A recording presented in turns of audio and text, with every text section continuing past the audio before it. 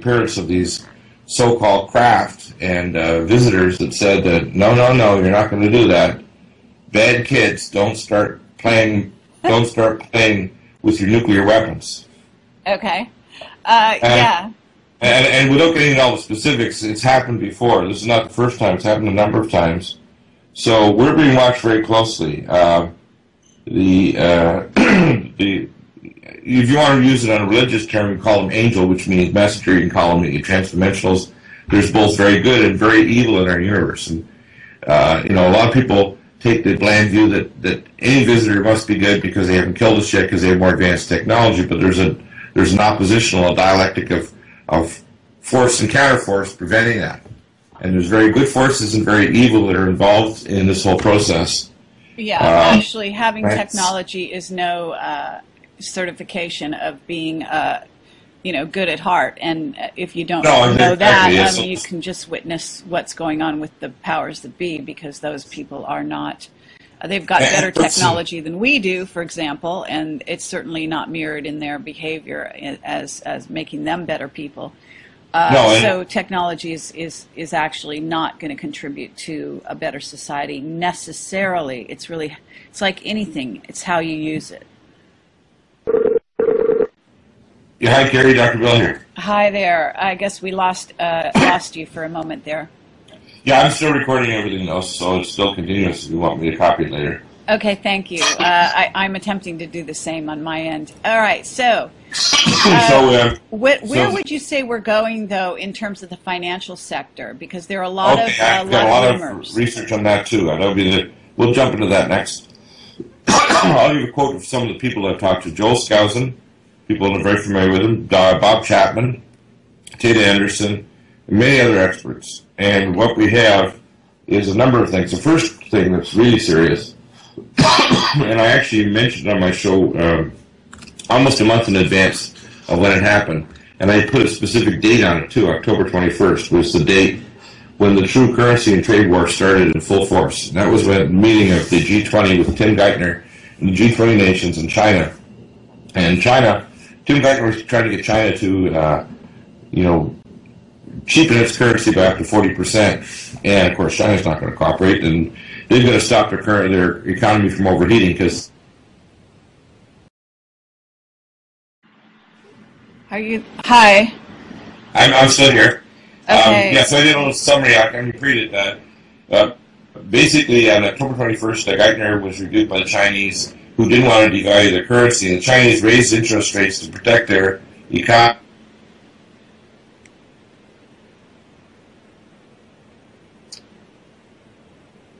Hello?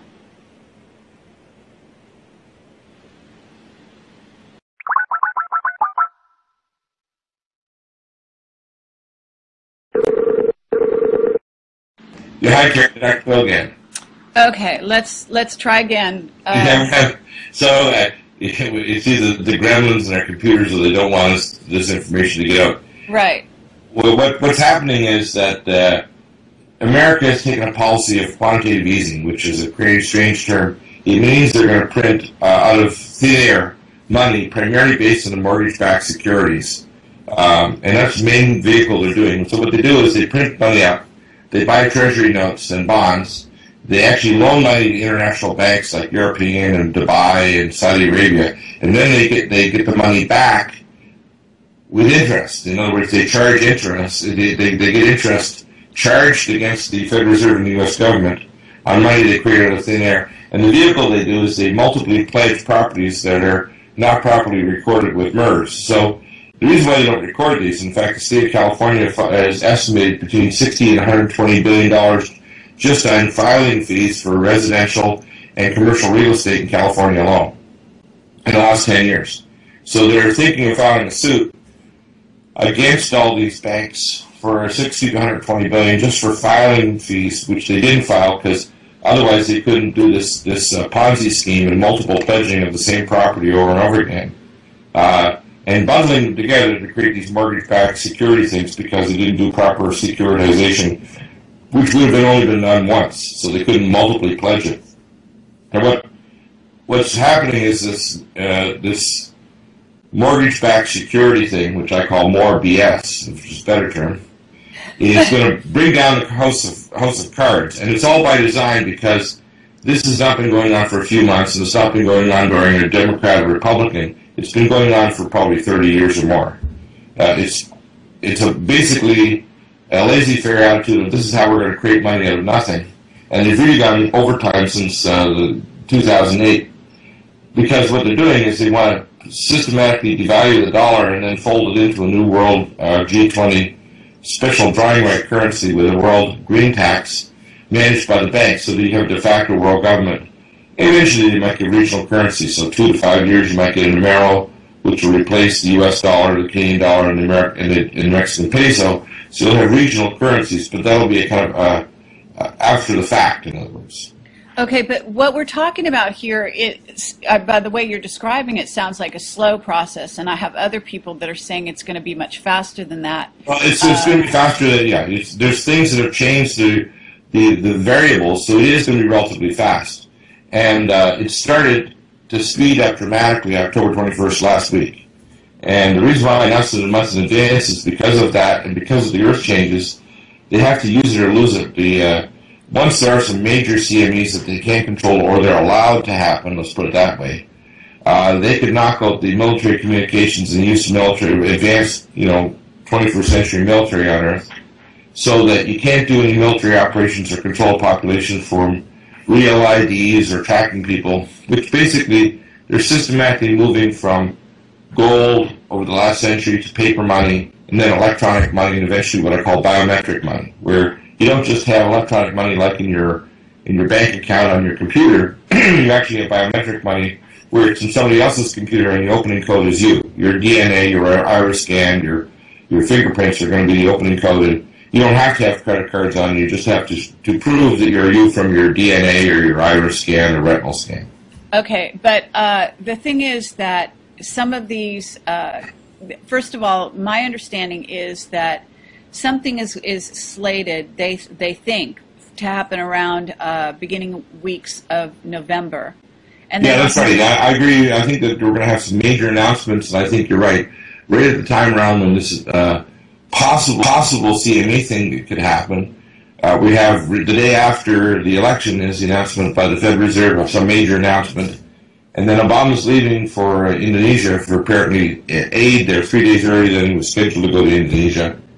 And right, the middle of November, they're in a situation now that if the globalists, i.e. the American, British, the Rothschild bankers don't do something, they're going to lose control of the system, because the Russians and Chinese are already developing a new economic, military, and consumer alliance. And the big sign of that was a few months ago when the Chinese announced that the Russians, the largest pipeline from Russia, the largest oil producer, to China, the largest oil consumer.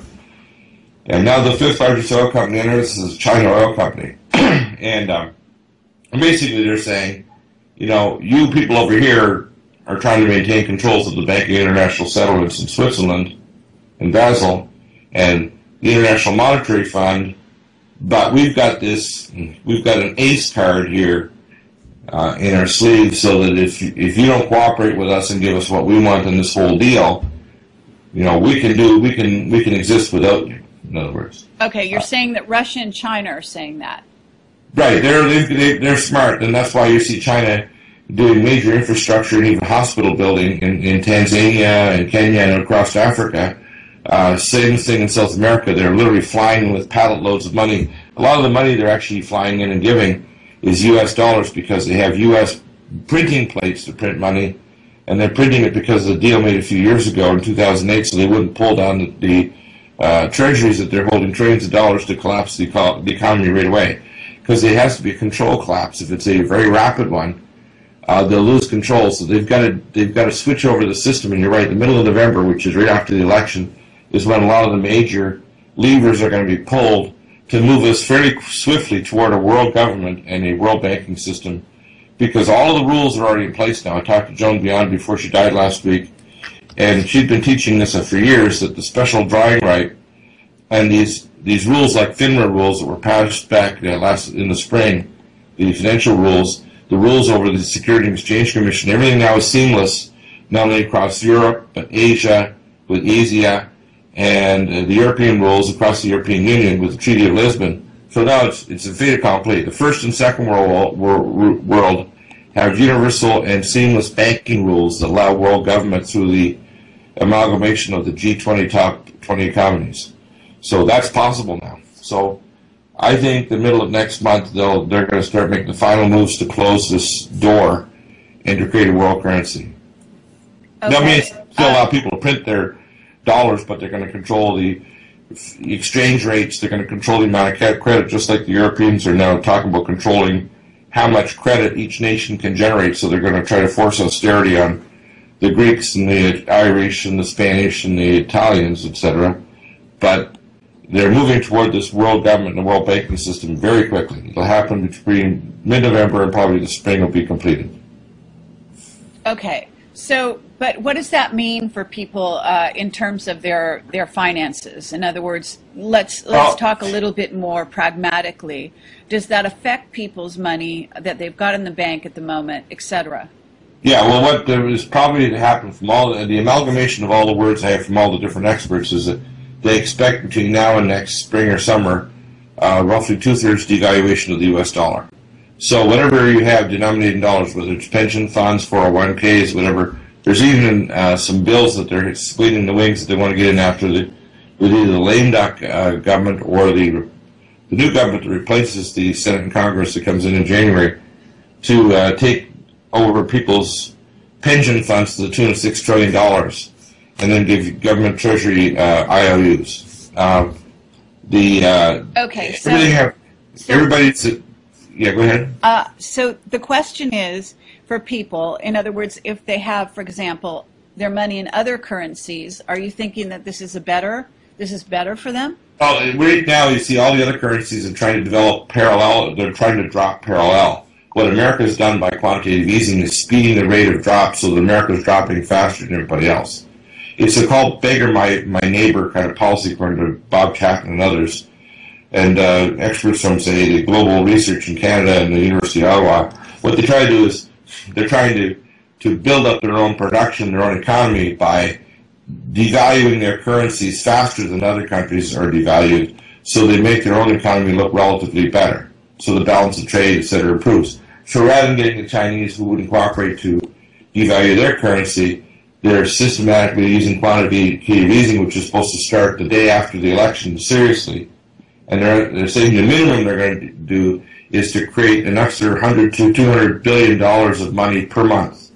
Well, the word I've heard is that the amount they'll need to correct the mortgage-backed securities tsunami is between $4 and $7 trillion for that alone. And the $363 billion is a ticket that Fannie Mae and Freddie Mac asked last week. It's in the public news, so people can check this out themselves. So this is the fourth time Fannie Mae and Freddie Mac are now federalized, are coming back cap in hand to the government saying, create more money and give it to us because we've got to cover all these bad debts. And most of the investors in the mortgage-backed securities are trying to force Bank of America and the other big banks that own MERS to buy back all these bad securities. And then in some markets, 25 to 50%, like in Florida and Arizona and in Nevada, 50% of the homes that are bought are previously foreclosed, and they can't prove title. So it's going to have dramatic effects on devaluing property. It's going to have dramatic effects on devaluing the dollar and pensions. Anything denominated in dollars. So gold, they try to hold it down because they can control the gold price of the London Gold Exchange and others. And the Fed and the IMF have tried to keep it down, but they can't. And at some point, gold is probably going to break through $2,000, maybe $3,000 an ounce. Silver will probably even appreciate even more relative to the ratio. So silver is going to go up. And at some point it'll stabilize, but people will have lost a lot of their equity. In fact, according to the experts, the 2 to 3 years from now, say 2 years from now, according to Bob Chapman, he expects that the relative value of real estate and commercial real estate will be half what it was at its peak in 2006. So if you had a commercial building worth $8 million, it'll be worth $4 million. If you have a home that was worth $600,000, it'll be worth $300,000. Okay. But that takes away your equity or your down payment. It'll also increase the amount of foreclosures because some people will walk, or if they've lost their job, because unemployment is likely to continue rising, not dropping. Yeah, I do understand that. Okay. But at the moment, we're looking at a situation